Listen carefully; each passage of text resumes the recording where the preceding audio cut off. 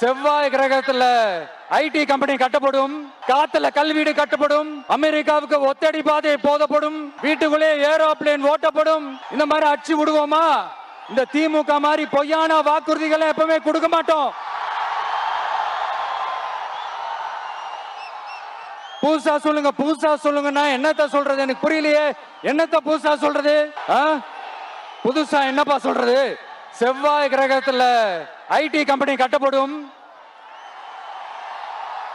காத்துல கல்வீடு கட்டப்படும், அமெரிக்காவுக்கு ஒத்தடி பாதை போதப்படும், வீட்டுக்குள்ளே ஏரோப்ளேன் ஓட்டப்படும்.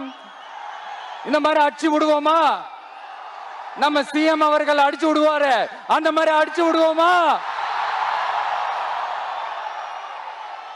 கல்வி, ரேஷன், மருத்துவம், குடிநீர், அடிப்படை சாலை வசதி, மின்சாரம், போக்குவரத்து, பெண்கள் பாதுகாப்பு, சட்டம் ஒழுங்குன்னு இந்த மாதிரி அடிப்படை விஷயங்கள்ல எந்த சமரசமும் இல்லாம கரெக்டா செய்யப்படும்னு சொன்னோம். இதைத்தானே எல்லாரும் சொன்னாங்க. அதே தான் இவரும் சொல்றாரு.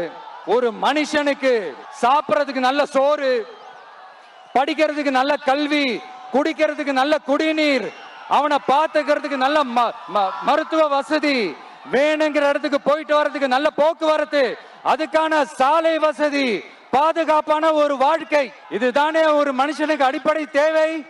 அதனாலதான் சொன்னோம், எது நடைக்கு சாத்தியமோ, எது உண்மையோ அதை மட்டும் தான் சொல்லுவோம், அதை மட்டும் தான் செய்வோம். செவ்வாய் கிரகத்துல ஐடி கம்பெனி கட்டப்படும், காத்துல கல்வீடு கட்டப்படும், அமெரிக்காவுக்கு ஒத்தடி பாதை போதப்படும், வீட்டுக்குள்ளே ஏரோப்ளேன் ஓட்டப்படும். இந்த மாதிரி அடிச்சு விடுவோமா?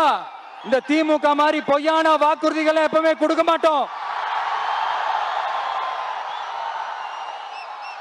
புதுசா சொல்லுங்க, புதுசா சொல்லுங்கன்னா என்னத்த சொல்றது? எனக்கு புரியலையே. என்னத்த புதுசா சொல்றது? புதுசா என்னப்பா சொல்றது? செவ்வாய் கிரகத்துல ஐடி கம்பெனி கட்டப்படும்,